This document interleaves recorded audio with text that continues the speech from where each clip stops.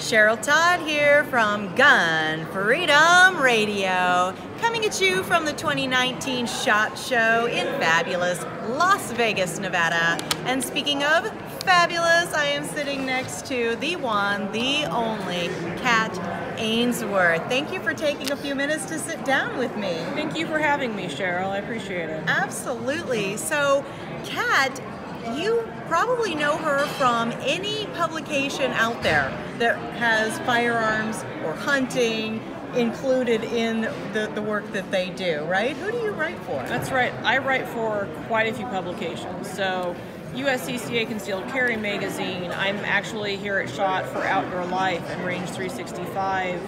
I'm the associate editor over at The Truth About Guns. So there are quite a few. I'm freelance, so it's everywhere. Yeah, she wears a lot of hats. And you just completed a book. I did. About hunting. Handgun hunting, specifically. And so what's the course for that? Like, can people run out to Amazon right now and get that? Do you run out to Amazon? You don't run out to Amazon, do you? Run out to Amazon, right? Or is it still in the process of becoming real? It's done, but Skyhorse Publishing has it. So it's up to them to print it, and right now they have it slated for May. So the hardcover is supposed to run in May, and we will see. Very good. So handgun hunting, how is that different? I mean, obviously the equipment is different, but are there other significant differences between hunting with a long gun and hunting with a handgun? Handguns are much closer range, and some people would argue with me, I believe it tends to take more skill. Long guns can be a little more intuitive. Handguns require a little bit more work and effort and trigger control. So, and you have to get closer, so you need to know how to spot and stalk in a lot of cases.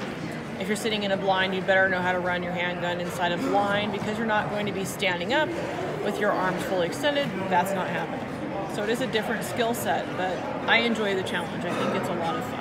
I love it. So the name of that book and when it's coming out? It's tentatively titled Handgun Hunting, and we're looking at May 2019. Very cool. All right, so you also are talking about maybe doing something new in this new year, right? Using more of your tactical skill sets. Yes. Right? What would that be? I have been pursuing Instructor Developments, which is new for me. I've loved to shoot for longer than I'm willing to say on air, but I have never pursued it as an instructor, and that's something I'm doing this year. Gun sight Instructor Developments, and looking at USCCAs as well, because I would like it to be multifaceted. Not just one, but cover a few different venues. Absolutely. It's a little scary and daunting, but it should be fun also. I love it. I think you'd be phenomenal at it. You have trained yourself. You're passionate about training others. But I'd kind of like to ask you, what is the driver behind that? What's that driving force behind understanding the necessity for preparedness and training? Well, something I have not talked about at all publicly until very recently is, and we go back here almost to my daughter's birth, and she'll be 16 next week, so it's been a long time, is I was in an abusive marriage. I'm so sorry. And back then, I was a shooter, but not a lot. I grew up in an anti-gun family. So it was a little bit strange getting into it like I have, is unusual. And I bought my first handgun as protection from him. I had a restraining order, of course, so I give him a nice paper cut. Right. All it's good for. Right. I mean, legally you need one. Right. But you need more than that. At the time, I had a daughter who was, barely a toddler. So I had to protect her as well. And I've spent most of her life, I'm a single mom. Yep. And I'm wildly driven to protect her. And because of that, and I know this is very common for a lot of women, get into it to protect their families, not themselves. But I also want women to understand they're worth protecting. Absolutely. It's not just your kids, right, or even your husband, or your boyfriend, or whatever. Sure. It's you too. Sure. So you should be trained to protect yourself. Absolutely. I mean, every airplane we've ever gotten on, they tell us, put the oxygen mask on yourself first. And the reason for that is so that you are then able to be awake, aware, alive, and help then put the oxygen mask on whoever is unable to do it for themselves. Right. So it just carries forth from there. It does. Right? It's not selfish. It's selfless. If you are in good shape, then you can help others. Yeah, if you're not alive, you can't help your child. Exactly. That's amazing.